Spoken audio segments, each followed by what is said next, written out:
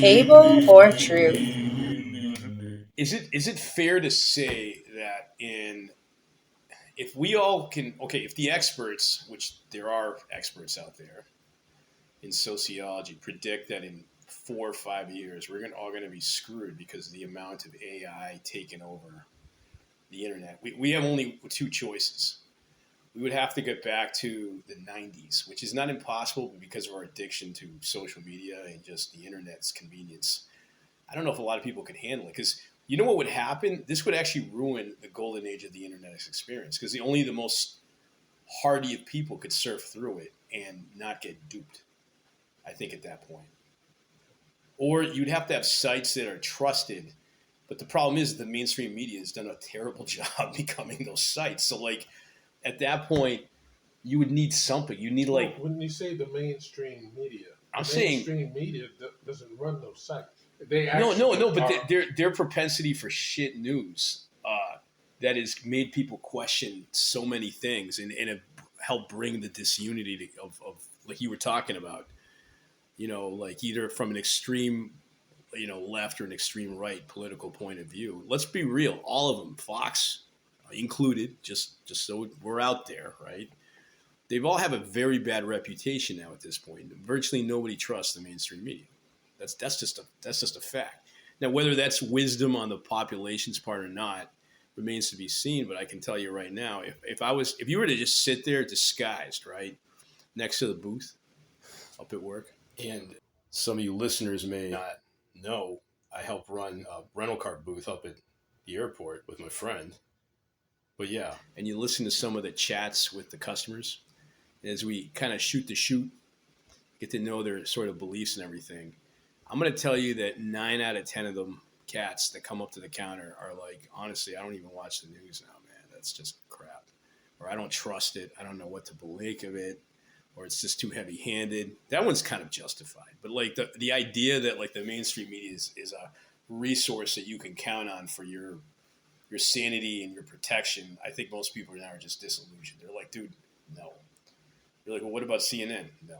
What about Fox News? No. They're and the irony is Fox News shot themselves in the ass when I guess they fired Tucker Carlson. So then that loop of individuals are just like, I don't trust it. And I'm like, well, I guess I could see that. Yeah. It's, like, whether you agree with him or politically or not, the fact that like his free speech or whatever his freaking what do you call it? His op-ed was which was making a shit ton of viewers.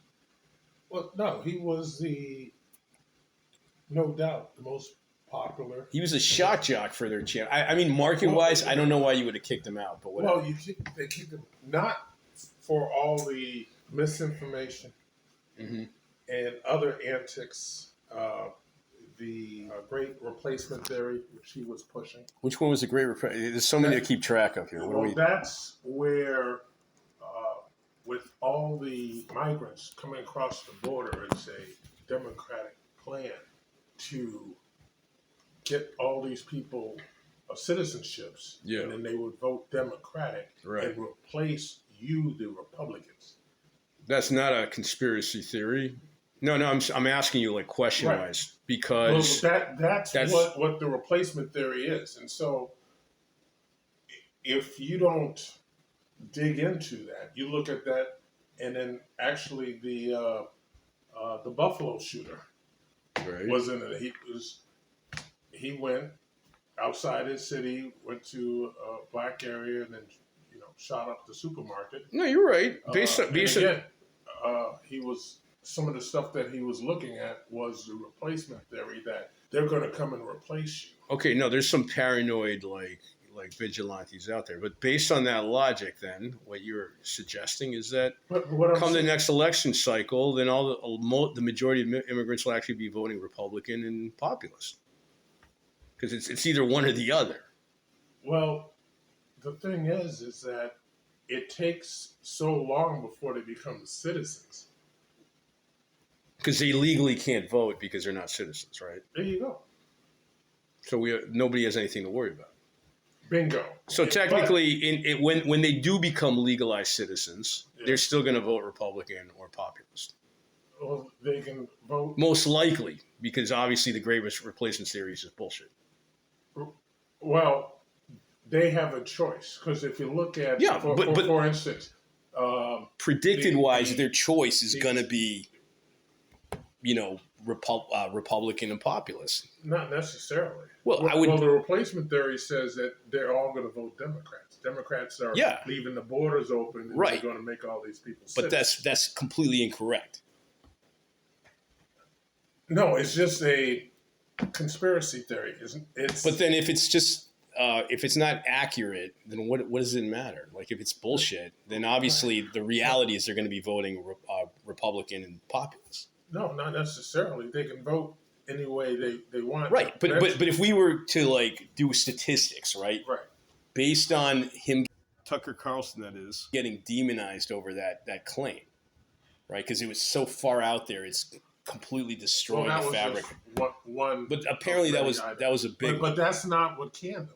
Okay, so what canned him? What canned him was him crying about management and how they didn't know how to run. That's what came out. Oh, you mean within Fox News? Yes, within Fox News. And so they had him with text messages, and again, that came out with the Dominion.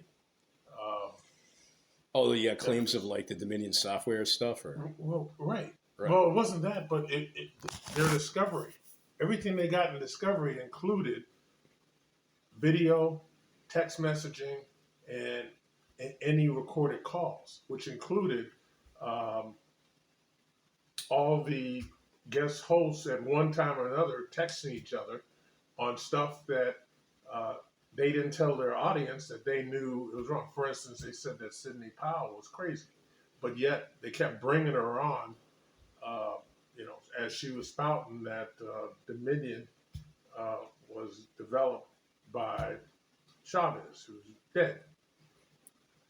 Okay, so crazy things like that. What he did was, during the discovery, it found out that he was talking about management and how bad it was. It wasn't all the stuff that he had did prior. It's not all, so it's not the things that he claimed on the air. It's just his gripping with management itself. Exactly. Because he can't stand Rupert Murdoch. Because again, he's looking at and at one point you look at it that he was bigger than Fox. Well, is it fair then to say that he has a big ego, which he probably does? Oh, no doubt. But then wouldn't that also say that Rupert Murdoch, I guess he runs Fox, right? Yes. Has an even bigger ego because Tucker Carlson was his gold mine, his meal ticket, and he got rid of him. So, yes, he did. So why would you fucking do that if you're a business? I'm just saying, business-wise, how is that a logical strategy? Unless, of course, he was promoting the Third Reich, and I agree. If he was completely out to lunch. Well, don't forget, because of what Fox News was pushing, it cost them $750 million in lawsuits or something. No, in that single one on Dominion. That was the judgment. Okay, so that was actually research, and it was turned out that Dominion was A-okay. Oh yes, absolutely. Okay. Absolutely. And not only that, you heard it here first, folks. Maybe you didn't. I don't know. But you also had, because Dominion were talking about voting machines, some of the claims in some of the states about Dominion and Sidney Powell and Rudy Giuliani were rolling around the country. In most of the states, they were making these claims. Dominion voting machines weren't being used in those states. So, folks, if you liked our roundtable discussion today, please hit a like and don't forget to share the video. Have an awesome rest of the day, folks.